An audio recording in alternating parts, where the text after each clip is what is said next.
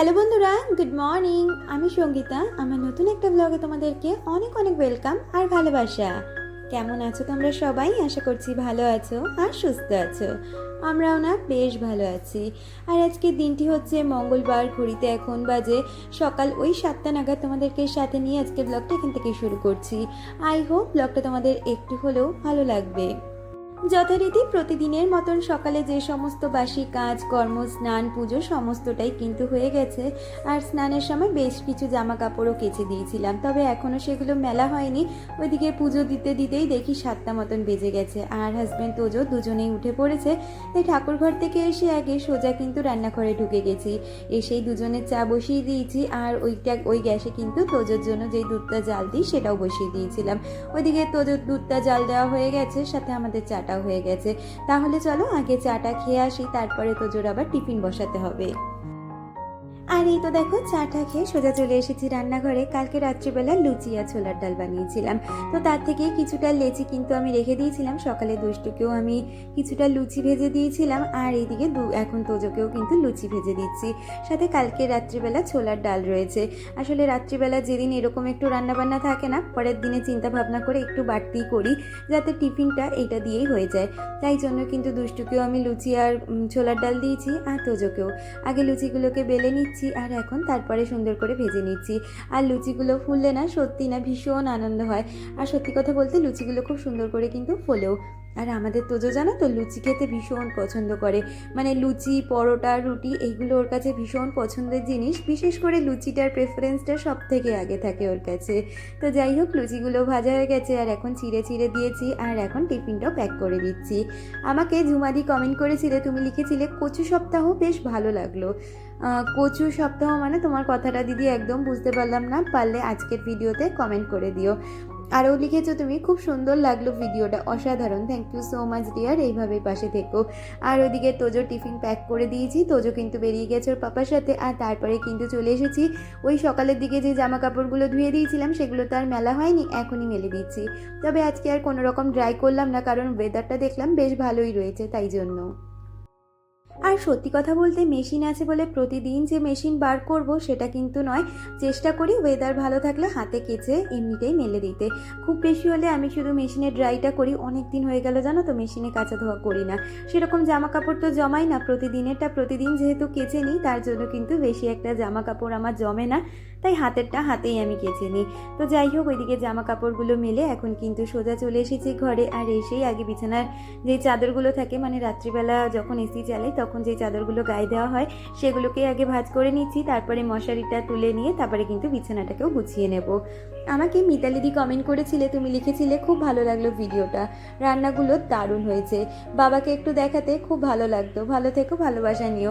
ওই যে বলি না, সব কিন্তু একা হাতে গুছিয়ে গেছেই করি। আর তারপরে কেউ যদি চলে আসে, মানে যাদের জন্য জিনিসগুলো করি, তারা চলে আসলে তাদের সাথে গল্প নিয়েই বসে যায়। তখন যে আর ফোনটা ধরবো ভিডিও করব, সেটা আর আমার মাথাতেই থাকে না। যার জন্য দেখবে রবিবারের ভিডিওটা আমি অনেকটা দেরি করেই পোস্ট করেছি।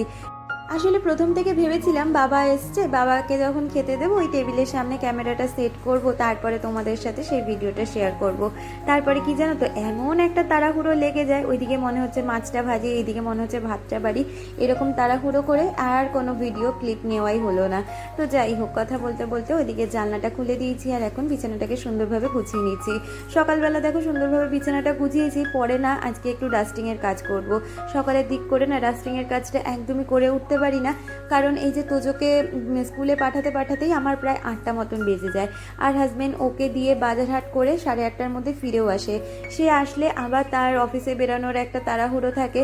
তাই জন্য না ডাস্টিংয়ের কাজটা এই সকালবেলা করে রাখি না, কারণ আমি টাইমের সাথে পেরে উঠবো না। তাই আমি সংসারের বাকি সমস্ত কাজ, যেরকম রান্না বান্না, সমস্তটা গুছিয়ে এসে তারপরে কিন্তু ডাস্টিংয়ের কাজটা করব।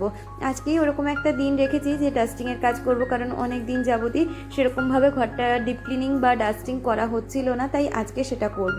কিন্তু এখন না, আগে ওদিকে রান্নাবান্নার পর্বটা মিটিয়ে আসি তারপরে। আমাকে আগের দিনের ভিডিওতে সুস্মিতা দি কমেন্ট করেছিলে, তুমি লিখেছিলে খুব ভালো লাগলো বনু ভিডিওটা, আর ইলিশ মাছ ভাপাটা ফাটাফাটি হয়েছে দেখতে, কচুর শাকটাও খুব সুন্দর হয়েছে। ভালো থেকো, ভালোবাসা নিও, তুমি খুব ভালো থেকো আর আমার পাশে সবসময় এইভাবেই থেকো। তো যাই হোক, তোমাদের সাথে গল্প করতে করতে ওই ঘরের কাজ মিটিয়ে চলে এসেছি এই ঘরে। এই যে কালকেও বেশ কিছু জামা কাপড় ছিল যেগুলো কিন্তু এরকম ঘরেই মেলা রয়েছে। এখন কি বলতো, যতই আমি মেশিনে জামা কাপড় ড্রাই করে দিই না কেন, রোদে আর জামা কাপড় মোটে শোকাচ্ছে না। 5 মিনিটের জন্য হয়তো রোদ দিলে আবার 5 মিনিট পরে সেই মুষলধারে বৃষ্টি নামছে, আর এত সুন্দর করে শুকানোর পরে আর সেগুলোকে কি ভিজাতে দিতে ইচ্ছা করে? তাই জন্য বারবার করে মেলবো তুলবো এরকমটা না করে ঘরেই বাকি জামা কাপড়গুলো মেলে দিই। তাতে ঘরের একটা টেম্পারেচার আছে, তারপরে পাখা চললে এগুলো সুন্দরভাবে কিন্তু শুকিয়েও যায়। আর যেহেতু আমি লিকুইড সোপ ইউজ করি আর তার সাথে কমফোর্ট দিয়ে জামা কাপড়গুলো কাচি, বর্ষাকালে কিন্তু জামা কাপড়ে কোনো রকমেরই গন্ধ হয় না। বিশেষ করে বর্ষাকালে দেখবে একটা জামা কাপড় দিয়ে ভ্যাপসা গন্ধ বেরোয়, যার জন্য কমফোর্টটা ইউজ করি। সেক্ষেত্রে জামা কাপড়ে কোনো রকমেরই কিন্তু গন্ধ বা কিছু থাকে না। তো এদিকে কথা বলতে বলতে হাজব্যান্ড আবার বাজার থেকে ফিরেও এসেছে। আমার এদিকের কাজ এখনও কমপ্লিট হয়নি। এই যে তাড়াহুড়ো করি, আবারও তার টিফিনের জোগাড় করতে হবে তাড়াহুড়ো করে। তার জন্য আগেই ঘরটার জামা কাপড় যেগুলো ছিল সেগুলো গুছিয়ে নিচ্ছি, আর তারপরে বিছানাটাকে গুছিয়ে রেখে সোজা চলে যাব রান্নাঘরে। আমাকে আগের দিনের ভিডিওতে কেয়া মল্লিক কমেন্ট করেছিলে, তুমি লিখেছিলে আপনার ব্লগটা দেখতে খুব ভালো লাগলো, সবাই খুব ভালো থাকবেন, সুস্থ থাকবেন দিদিভাই। Thank you so much dear. এইভাবে আমার পাশে সবসময় থেকো আর এইরকমভাবে আমাকে সাপোর্ট করো। তো যাই হোক, কথা বলতে বলতে দেখো এদিকে কিন্তু আমার জামা কাপড় তো গোছানো হয়ে গেছে, সাথে বিছানাটাকেও পরিষ্কার করে ঝেড়ে নিচ্ছি। যদিও বা এই বিছানাটা আমরা কোনো রকমভাবেই ব্যবহার করি না, তবুও দেখবে ঘরের মধ্যে কোনো জিনিস যদি অগোছালো বা নোংরা হয়ে পড়ে থাকে সেটা দেখতে মোটেও ভালো লাগে না। আর আমি কিন্তু এরকম পরিষ্কার পরিচ্ছন্ন ঘর বাড়ি দেখতে ভীষণ পছন্দ করি, এতে করে মনের দিক থেকে একটা আলাদাই শান্তি থাকে। তো যার জন্য সমস্ত কিছু কিন্তু আমি পরিষ্কার পরিচ্ছন্ন করে রাখি। আর ওদিকে ঘর দোর গুছিয়ে সোজা চলে এসেছি রান্নাঘরে। আজকে বাজার থেকে আনা হয়েছিল শাপলা, আর তার সাথে আনা হয়েছিল এরকম পেটিওয়ালা কাতলা মাছ। তো আমি না জানো তো কাতলা মাছের পেটির থেকে গাদা পিসটা খেতেই বেশি পছন্দ করি, তবে আমি ছাড়া এই বাড়িতে সবাই আবার পেটির মাছ খেতে ভীষণ পছন্দ করে, যার জন্য একার জন্য আর গাদার মাছ আনে না, পেটির মাছটাই আনা হয়।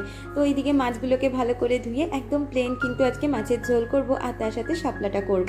শাপলাটা হাজব্যান্ডই ওইদিকে কেটে কুটে ও আবার নুন দিয়ে খুব সুন্দরভাবে চটকে দিয়ে যায়, যাতে শাপলার গা থেকে জলগুলো বেরিয়ে যায়, আর তাহলে কিন্তু শাপলাটা আমার করতেও অনেকটা তাড়াতাড়ি হয়ে যায় আর সুবিধেও হয়।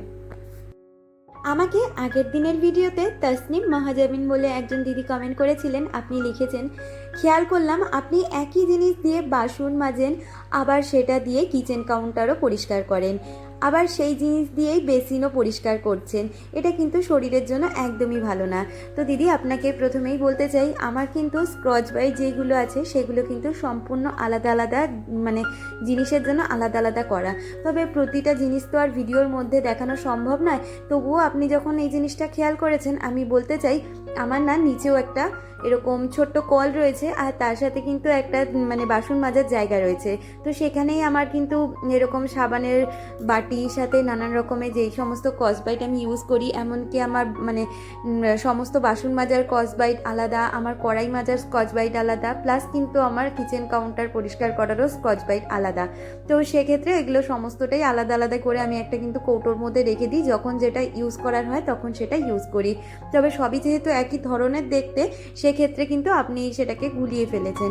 তো থ্যাংক ইউ সো মাচ, এত সুন্দরভাবে খেয়াল করেছেন সব কিছু, আর আশা করছি আপনি আমার কথাটা বুঝেছেন।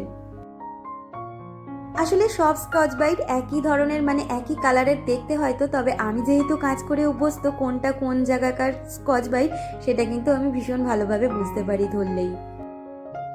তো যাই হোক, কথা বলতে বলতে ওদিকে কিন্তু আমি শাপলাটাকে বসিয়ে দিয়েছি, সাথে এদিকে দেখো আমার কিন্তু ভাতটাও হয়ে গেছে, আর এদিকে ভাতটা উপর দিয়ে নিচ্ছি, আর শাপলাটা ওই গ্যাসে দিয়ে এই গ্যাসে এখন মাছগুলো ভেজে মাছের ঝোলটাও বসিয়ে দেবো। আসলে আজকে দুটো পদেরই রান্না, তাই তাড়াতাড়ি করে রান্নাবান্নাটা সেরে নেওয়ারই ইচ্ছে রয়েছে, কারণ ওই যে বললাম আজকে ঘরদোরটা একটু ডাস্টিং করব, তার জন্যই। আমাকে সুতপা কমেন্ট করেছিলে, তুমি লিখেছিলে রান্নাগুলো দেখে তো খিদে পেয়ে গেল, দিদিভাই কি যে করি, লাভ ইউ দিভাই। Thank you so much dear, এইভাবেই আমার পাশে থেকেও এইটুখানি আমি চাই। আর আমাকে আলপনাদি কমেন্ট করেছিলে, তুমি লিখেছিলে ভীষণ ভালো লাগলো ভিডিওটা, থ্যাংক ইউ দি, এইভাবেই পাশে থেকো। আর আমাকে বং বিশ্ব চ্যানেল থেকে কমেন্ট করেছিলেন, সে লিখেছিলেন খুব ভালো লাগলো আপনার ভিডিওটা, থ্যাংক ইউ সো মাচ। তো যাই হোক, এদিকে একে একে সুন্দর করে কিন্তু মাছগুলোকে ভেজে নিচ্ছি, আর ওইদিকে কিন্তু শাপলাটা বসানো রয়েছে। ওই যে বললাম না, হাজব্যান্ড খুব সুন্দর করে নুন দিয়ে জল নিকড়ে দেয়, ওতে করে কিন্তু আমার রান্নাটা করতেও অনেকটা তাড়াতাড়ি হয়ে যায় আর খুব সুন্দর সুবিধেও হয়। আর আমি শাপলাতে আজকে কিন্তু কালো জিরে ফোড়ন দিয়ে আর শুকনো লঙ্কা ফোড়ন দিয়ে রান্নাটা করেছি। আর নুনটা না একদমই দিইনি, কারণ ও যেহেতু নুন দিয়ে শাপলাটা মানে চিপে দিয়েছে, তার জন্য নুন তো শাপলার গায়ে লেগে গেছে, তাই জন্য নুন দিইনি। সামান্য নামানোর আগে একটু মিষ্টি ছড়া দিয়েছি। আর এদিকে দেখো, মাছের ঝোলটা আজকে কিন্তু ডাঁটা আলু দিয়েই করব, তাই ডাঁটা আলুগুলোকে মাছ ভাজার পরে কিন্তু ভেজে নিচ্ছি। আর এদিকে দেখো, আর একটা ঘটনা ঘটে গেছে। আজকে না ভেবেছিলাম একটু ডিম টোস্টটা অন্যরকমভাবে করবো, হাজব্যান্ডকে দেবো, কিন্তু এত তাড়া দিচ্ছিল সেই মানুষটা যে আমার আজকে ডিম টোস্টটা আমি যেরকম চেয়েছিলাম সেরকমটা হলোই না। আর তারপরে কি বলতো, আমি সেই মানে তোমাদের সাথে শেয়ার করেছিলাম না, ব্রিটানিয়ার একটা চিজ নিয়েছিলাম, তবে চিজটা আমি না দেখেই কিনেছিলাম। এটা না ক্রিমি চিজ, যার জন্য না খুব তাড়াতাড়ি মেল্ট হয়ে যায়। আর আমি যেভাবে ব্রেড টোস্টটা করবো ভেবেছিলাম সেরকমভাবে হয়নি। সেই রকম করতে গেলে হয়তো মানে চিজ স্লাইস যেটা হয় সেটা দিলেও হতো, অথবা মোজারেলা চিজ থাকলেও হতো। তবে ভেবেছিলাম ঘরে চিজ দিয়েই করে নেব, তবে সেরকমটা কিছুই করতে পারিনি। ওদিকে ডিমটাও ঠিকঠাক করে হয়নি, তারা এত দিচ্ছিল তাই কোনো রকমভাবেই তাকে করে দিলাম। তবে খেতে জানো তো ভীষণ ভালো হয়েছিল। ও এক পিস খেয়েছিল, আর বাকি এমনি ডিম দিয়ে ভেজে দিয়েছিলাম, আর একটা ব্রেড আমার জন্য রেখেছিল, সেটা আবার আমি খাওয়ার সময় খেয়ে নিয়েছিলাম। তো খেয়ে দেখলাম দারুণ সুন্দরই হয়েছিল। আর এদিকে মাছের ঝোলটা কিন্তু আমি আদা জিরে বাটা দিয়েই করে নিয়েছি। আর এদিকে ঝোল ফুটে গেছে, সাথে মাছগুলোকেও দিয়ে নিচ্ছি। আমাকে আগের দিনের ভিডিওতে জনি বলে একজন কমেন্ট করেছেন, সে লিখেছেন, রান্নাঘরের মশলাপাতি যখন ঢালাঢালি করবেন কাউন্টারে একটা কিছু পেতে নেবেন, তাহলে দেখবেন কাউন্টারটা আর হলুদ দাগ লাগবে না। থ্যাংক ইউ সো মাচ এত সুন্দর অ্যাডভাইস দেওয়ার জন্য। তবে কি জানেন তো, আমি যখনই মানে প্রতি মাসের গ্রসারি জিনিস রিফিল করি, তখন কিন্তু আমি কাউন্টারের ওপর একটা ছোট্ট কিছু মানে কাপড় হোক বা আমার চপিং বোর্ড হোক, যেটাই হোক না কেন, আমি পেতেই তার উপরে কিন্তু ঢালাঢালিগুলো করি। তবে সেদিন তো খুব একটা বেশি জিনিস ছিল না, তাই জন্য কিছুই আর পাতিনি, তাড়াহুড়ো করে মানে রান্নার সময় ওগুলো করে নিয়েছি। এমনি অন্যান্য সময় দেখা যায়, তোমাদের সাথে আমি সবসময় শেয়ার করি, আমি যখনই রিফিলিংয়ের কাজটা করি ওটা কিন্তু আমি বিকালে করি, আর সেটা তো একদম ফ্রি সময়, তাই ধীরে সুস্থে করলেও কোনো অসুবিধে হয় না। তো যাই হোক, ওদিকে রান্না করতে করতে এখন রান্নাঘরটাকেও সুন্দরভাবে কিন্তু পরিষ্কার করে মোছামুছি করে নিচ্ছি। আর কি জানো তো, এই যে আমার যেই নতুন সেলফগুলো আমি কিচেন মেকওভারের সময় কিনেছিলাম, এগুলো তো সমস্তটাই উডেনের। আর জানোই তো, বর্ষাকালে উডেনের ওপর মানে ভালো করে পরিষ্কার পরিচ্ছন্ন না করলে একটা কিন্তু ফাঙ্গাস ধরে যায়, আর গায়ে একদম মানে কি বলবো সাদা সাদা দাগ হয়ে যায়, যার জন্য খুব ভালো করে কিন্তু প্রতিনিয়ত আমাকে এই কাজটা করতে হয়। আর এটা সুন্দরভাবে পরিষ্কার করেই রাখি, কারণ বর্ষাকালে এইসব জিনিসের ওপর একটু বিশেষ খেয়াল তো রাখতেই হবে। আর এই তো দেখো, কথা বলতে বলতে কিন্তু আমার এদিকে রান্নাটাও কমপ্লিট হয়ে গেছে। মাছের ঝোলটাকে নামিয়ে নিলাম, আর রান্নাঘরটা তো দেখলেই ওই মাছের ঝোল হতে হতে আমি অনেকটাই পরিষ্কার করে নিয়েছি। বাকিটা এখন কাউন্টার টপ যেটা রয়েছে সেটাকে ভালো করে পরিষ্কার করে নিলে রান্নাঘরের কাজটা কমপ্লিট হয়ে যায়। আর রান্নাঘরের কাজ মিটিয়ে আমি নিজেও একটু খাওয়া দাওয়া করে নেব, আর তারপরেই ঘরের কাজে হাত দেব। আমাকে নাজিরা কমেন্ট করেছিলে, তুমি লিখেছিলে ভিডিওটা দারুণ হয়েছে দিভাই, আর তোমার কচুর তরকারিটা দেখে আমার লোভ লেগে গেল। আমি ভীষণ ভালোবাসি কচুর শাক খেতে। আমরাও জানো তো কচুর শাক খেতে, বা কচুর যে লতি হয় অথবা গাটি কচু, এগুলো খেতে না ভীষণ ভালোবাসি। তারপরে ওল কচু, তাই আমাদের বাড়িতে কচুর জিনিসটা খুব বেশিই আসে আর খুব খাওয়াও হয়। আমার তো ভীষণ পছন্দ। আমার হাজব্যান্ড না বিয়ের আগে খুব একটা যে খেত সেটা কিন্তু নয়, তবে মোটামুটি খেত। এখন কিন্তু তার কাছে ভীষণ ফেভারিট একটা খাবার হয়ে গেছে কচু জাতীয় যে জিনিসটা সেটা। আসলে দেখবে, রান্না জিনিসটাই এমন হয় না, যদি তোমার মুখের মানে স্বাদ অনুযায়ী রান্না হয়, তুমি যে জিনিসটা খেতে অপছন্দ করো সেটাও কিন্তু তোমার কাছে ভালো লাগার একটা জায়গা হয়ে দাঁড়ায়। তো সেরকমভাবে আমার হাজব্যান্ডের ক্ষেত্রে, সে খুব একটা কচু সেরকমভাবে খেত না, তবে এখন এত ভ্যারিয়েশনে রান্না করি সেক্ষেত্রে হয়তো তার জন্য কচুটা খেতে ওর খুব পছন্দ করে। যেরকম কচুর শাক আমি নিরামিষও ছোলা দিয়ে করি, আবার কখনো চিংড়ি মাছ দিয়ে, আবার এবারে তো ইলিশ মাছের মাথা দিয়ে করলাম। তো যাই হোক, সমস্ত রকমভাবে একটু ঘুরিয়ে ফিরিয়ে রান্নাগুলো করার চেষ্টা করি। আর ওই তো রান্নাঘরের কাজ ছেড়ে একটু নিজে বসে নিলাম, আর তারপরে জল খেয়ে খাওয়াটা খেয়ে নিলাম। আর খেয়ে দেই বললাম না ঘরের কাজটা করব, তাই জন্য আগে পেট শান্তি তো মন শান্তি, তারপরে মন শান্তি করেই কাজবাজগুলো করা যাবে। যেমন বলা তেমন কাজ, সোজা চলে এসেছি কিন্তু ঘরের এই ডাস্টিং ক্লিনিংয়ের কাজ করতে। আগে এসেই আমার টিভিটাকে ভালো করে পরিষ্কার করে নিলাম। আসলে কি জানো তো, তোমাদের তো আমি প্রতিদিন তো আর শেয়ার করা সম্ভব নয়, তবে আমি কিন্তু প্রায় দিন একদিন ছাড়া ছাড়া এই ঘরের মোছামুছির কাজটা করেই থাকি। তার জন্য খুব একটা নোংরা হয়তো আমার ঘরে তোমরা দেখতে পাবে না। হ্যাঁ, শুধুমাত্র নোংরা যদি হয় সেটা কিন্তু আমার এই ওয়ার্ড্রপের ওপরের দিকটা, বাকি কোনো জায়গায় তোমরা কিন্তু নোংরা সেরকম অর্থে দেখতে পারবে না। তবে এত বছরেও আমি বুঝে উঠতে পারলাম না যে এইখানে যে নোংরাটা হয় সেটা কোথা থেকে আদৌ আসে। তো যাই হোক, নোংরা হবে সেটা তো নোংরার কাজ, কিন্তু পরিষ্কার করার কাজ যেহেতু আমাদের, তাই সেটা আমাদেরই করে নিতে হবে। আর কি জানো তো, ঘরবাড়ি যেমনই হোক না কেন, পরিষ্কার পরিচ্ছন্ন থাকার মধ্যে কিন্তু নিজেদের একটা মানসিক শান্তি কাজ করে। আমাকে আগের দিনের ব্লগে ইনামুল ইসলাম বলে একজন কমেন্ট করেছিলেন। তিনি লিখেছিলেন, দিদি আপনার নিজের বাড়ি না ভাড়া বাড়িতে থাকেন? সেইখানে কিন্তু আমাকে মানে খুব সুন্দরভাবে হেল্প করেছে মিলন সাথী চ্যানেল থেকে সাথী লিখেছিল নিজের বাড়ি। থ্যাংক ইউ সো মাচ রিপ্লাইটা দিয়ে দেওয়ার জন্য। আসলে সব সময় না রিপ্লাই দেওয়ার হয়ে ওঠে না, তবে সব কমেন্ট বা সবার কমেন্ট কিন্তু আমি সব সময় দেখতে পাই। তো যাই হোক, থ্যাংক ইউ সো মাচ সাথী আমাকে এত সুন্দর করে বলে দেওয়ার জন্য। হ্যাঁ, এটা কিন্তু আমার নিজেরই বাড়ি, তবে জানি আমার বাড়ি কিন্তু খুব ভালো নয়, ভাঙাচোরা বাড়ি।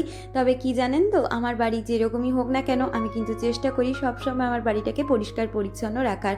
আর এই ভাঙাচোরা বাড়িটাই কিন্তু ইচ্ছে আছে অনেকটা স্বপ্ন নিয়ে নতুন করে গড়ে তোলা। তবে জানি না, আমাদের মতন মধ্যবিত্ত ঘরে চাইলেই তো সব জিনিস আমরা পেয়ে যাই না, তবে তার জন্য তো অবশ্যই অপেক্ষা করতে হয় সময়ের। তাই সময়ের অপেক্ষা করে আছি, যেদিন ভগবান একটু মুখ তুলে দেখবে সেদিন কিন্তু বাড়ির কাজ নিশ্চয়ই করব। তো যাই হোক, কথা বলতে বলতে এদিকে কিন্তু ওয়ার্ড্রপটার মাথাটা যেটা ছিল সেটাকে সুন্দরভাবে পরিষ্কার করে নিয়েছি। আর এর মধ্যে যেই সমস্ত জিনিসগুলো ছিল সেগুলোকেও কিন্তু ভালো করে মোছামুছি করে নিয়েছি। আর ওপরে না একটা নাকের ড্রপ ছিল, যেটা তোজোর। আসলে কালকে তোমাদের সাথে তো কোনো রকম ভিডিও শেয়ার করতে পারিনি। আসলে তোজোর না ভীষণ পরিমাণে ঠান্ডা লেগেছে, নাক বন্ধ হয়ে যাচ্ছে আর মানে ভীষণ সর্দি লেগেছে। তো যাই হোক, ওষুধপত্র খাওয়ানো হচ্ছে আর নাকের ড্রপ দেওয়া হচ্ছে, এখন একটু স্টেবল। তবুও কী বলো তো, সর্দি লাগলে তো খুব তাড়াতাড়ি সারে না, সেটা বড় হোক বা বাচ্চা। তবে সব রকমেরই ওষুধ দেওয়ার চেষ্টা করছি। ওর যেহেতু ছোটো থেকে একটা সমস্যা ছিল, তোমাদের সাথে হয়তো এর আগেও আমি শেয়ার করেছি, তোজোর কিন্তু ছোটো থেকে তর্কার প্রবলেম ছিল। আর সেই প্রবলেমটা কিন্তু দুবার নিয়ে আমি ওকে ফেস করেছি। তারপর থেকে ছোটো থেকে জ্বর আসলেই ভীষণ ভয় করতো যে জ্বর মানে ডাক্তারের একটাই কথা ছিল, জ্বর আসলে আগে জ্বরের ওষুধ খাওয়ান চা না খাওয়ান, আগে তরকার ওষুধ খাওয়াবেন। ওদের যেই মানে খিচুনি জিনিসটা সেটা আসাটা আগে বন্ধ করবেন, তারপরে তো অবশ্যই করে জ্বরের ওষুধ দিতে হবে। তো যাই হোক, তোজোকে নিয়ে আমি অনেক ভুগেছি ছোট থেকে। ভগবানের আশীর্বাদে, তোমাদের ভালোবাসায় ও এখন তো ধীরে ধীরে বড় হচ্ছে। আর বড় হওয়ার সাথে সাথে প্রতিটা মানুষের শরীরেই কিন্তু ইমিউনিটি বুস্ট করে, যার জন্য ওদের কিন্তু রোগ প্রতিরোধ ক্ষমতাটা বেড়ে যায়। আর এখন সে একটু ভালো আছে। আসলে কিছুদিন আগে ঋতুশ্রীর আমি পোস্ট দেখেছিলাম, তুমি লিখেছিলে তুমি তোমার ছেলেকে নিয়ে হসপিটালাইজ ছিলে। তো এই ব্যাপারটা না আমি নিজের সাথে ভীষণভাবে রিয়েলাইজ করতে পারি, নিজের সাথে মানে আমি তো নিজে ফেস করেছি জায়গাগুলো, তাই বুঝি। আমিও তোজোকে নিয়ে প্রায় 2বার মতন আমি হসপিটালাইজ ছিলাম। তো সেই জায়গা থেকে আমি বুঝতে পারি মানে একটা মা হওয়ার পরে বাচ্চাদের কিছু হলে মাদের মনে যে কী সমস্যা হয়। আর তারপরে যদি বাচ্চা থাকে হসপিটালাইজ, তখন তো আর কিছু বলারই থাকে না। তো যাই হোক, কথা বলতে বলতে দেখো এদিকে কিন্তু আমি সমস্ত ঘরে যা যা ফার্নিচার রয়েছে সেগুলোকেই কিন্তু সুন্দরভাবে আগে ডাস্টিং করে নিচ্ছি। আর এগুলো সমস্তটাই পরিষ্কার রয়েছে। তবুও কি বলতো, ঘর বাড়ি যত পরিষ্কার পরিচ্ছন্ন রাখা যায় ততই কিন্তু সংসারের আয় উন্নতি লক্ষ্মীশ্রী বজায় থাকে, যার জন্য কিন্তু নিজের প্রতিদিনের কঠোর পরিশ্রম হওয়া সত্ত্বেও এই কাজগুলো আমি প্রতিনিয়ত করে থাকি। আর সব থেকে বড় বিষয় কি বলতো, ঘর বাড়ি পরিষ্কার পরিচ্ছন্ন থাকলে দেখবে নিজের মধ্যেও একটা পজিটিভিটি কাজ করে আর নিজের মনের থেকেও অনেকটা শান্তি পাওয়া যায়। আমি সবসময় এইটুখানি চিন্তা করি, আমার বাড়িতে যদি হঠাৎ করে কোনো মানুষ একটা চলে আসে, সেক্ষেত্রে আমার ঘর বাড়ি যদি অগোছালো দেখে, আমার প্রতি কিন্তু তার মনে একটা অন্য ইমপ্রেশন জন্মে যাবে। কিন্তু সবসময় যদি ঘরবাড়ি পরিষ্কার থাকে, অন্য মানুষ তো এসে দেখলে ভালো বলবে, সাথে নিজেরও একটা ভালো লাগা কিন্তু অবশ্যই করে থাকে। এই যে আজকে বিকালে আমার বান্ধবী মানে রিয়া বান্ধবীর সাথে কথা হচ্ছিল, সেই বলছিল যে আজকে ভেবেছিলাম হঠাৎ করে তোমার বাড়ি চলে যাব। ও যদি চলেও আসতো আমার বাড়িতে, আমার কিন্তু কোনো রকমের সমস্যা ছিল না, কারণ আমার ঘর বাড়ি মানুষ আসলেই যে গোছাবো সেটা কিন্তু নয়, সব সময় গোছগাছ থাকে। আর তার থেকে বড় কথা কি জানো তো, হ্যাঁ একটা জিনিস অগোছালো থাকে বিশেষ করে এই বর্ষার দিনে, সেটা হচ্ছে ঘরে জামা কাপড়ের মানে আমার ঘরটা একদমই নয়, ওই ছোট ঘরটা, ওটার মধ্যে সবসময় কিন্তু জামা কাপড় মেলা থাকে এই বৃষ্টি বাদলের ওয়েদারে। ওই জিনিসটাই সব থেকে খারাপ লাগে বর্ষার দিনে। এছাড়া কিন্তু আমার ঘর বাড়ি সবসময় একদম নিট অ্যান্ড ক্লিনই আমি রাখার চেষ্টা করি। আর ওই যে তোমাদের বললাম না সকালবেলা বিছানাটা তুলেছি, তবে কোনো প্ল্যানিংই ছিল না আজকে চাদর চেঞ্জ করব। হঠাৎ করেই দেখলাম ঘরদোর পরিষ্কার করার পরে বিছানাটাকে একটু পুরনো পুরনো লাগছে, তাই নতুন চাদরটা পেতে বিছানাটাকেও একদম নতুন করে দিয়েছি, সাথে পুরো রুমটাও একদম কিন্তু নতুনের মতন সুন্দর হয়ে গেছে দেখতে। আমরা তো মধ্যবিত্ত ঘরে চাইলেই পারি না কোনো রকম ফার্নিচার কিনে মানে ঘর বাড়ি সুন্দর করে সবসময় সাজিয়ে গুছিয়ে রাখতে, আর প্রতিনিয়ত সেটা কোনো মানুষের পক্ষেই সম্ভব নয়। তবে নিজের পরিশ্রম দিয়ে আর ছোট ছোট সুন্দর সুন্দর একটু বুদ্ধি খাটিয়ে ঘর বাড়ির এদিক ওদিক করে নিলেই কিন্তু সত্যিই ঘর বাড়িকে সুন্দর দেখতে লাগে। এই যে আমার ঘরটা এখন কিন্তু অনেক সুন্দর দেখতে লাগছে, হোক না ছিমছাম একটা সাদামাটা বাড়ি, কিন্তু নিজের ভালোবাসা নিজের পরিশ্রম দিয়ে এই সুন্দর সাজানোটাই কিন্তু আমার কাছে অনেকটাই বড় পাওয়া। আর সত্যি কথা বলতে সারা দিনের ক্লান্তি কিন্তু এই ঘরে এসেই মেটে, তাই ঘর বাড়ি যদি পরিষ্কার পরিচ্ছন্ন থাকে এইটাই কিন্তু অনেকটা শান্তি আমাদের মনে বিরাজ করে। তো যাই হোক, ঘরদোর পরিষ্কার পরিচ্ছন্ন করে এখন কিন্তু ঘর বারান্দা সুন্দর করে ঝাড়ু দিয়ে নিচ্ছি। তাহলে চলো আমার ঘরের লুকটা তোমাদের একবার দেখিয়ে দিই। প্রতিদিনের মতন ঘরের লুকটা কিন্তু সেমই রয়েছে, তবে বিছানার চাদরটা পাতার পরে ঘরটা আরও সুন্দর লাগছে। আর তারপরে মোছামুছি করার পরে ফার্নিচারগুলো তো আরও গ্লেজ দিচ্ছিল। আর এই তো দেখো আমার ঘর বাড়ি কত সুন্দর লাগছে। হ্যাঁ জানি ওয়ালগুলো অনেকটাই খারাপ হয়ে গেছে, তবে এখন এই মুহূর্তে কোনো রকমই ওয়ালগুলো নিয়ে চিন্তা করছি না গো। আর এই তো দেখো লাঞ্চ করে বিকালবেলা একটু বসে পড়েছিলাম, মানে এটা সোমবার দিনের ক্লিপ। বিকালবেলা দুষ্টু আমাকে একটু মেহেন্দি পরিয়ে দিচ্ছিল, বলেছিলাম একটু মেহেন্দি পরিয়ে দে যেহেতু শ্রাবণ মাস। তো জোর খেলাধুলার মধ্যে নতুন একটা হ্যাবিট অ্যাড হয়েছে, মানে নেশা বলতে পারো, স্কেটিং করা। তখন রেডি হচ্ছিল, এখন স্কেটিং করছে। তাহলে বন্ধুরা আজকের ভিডিওটা এই পর্যন্ত রাখছি, দেখা হচ্ছে পরবর্তী ভিডিও।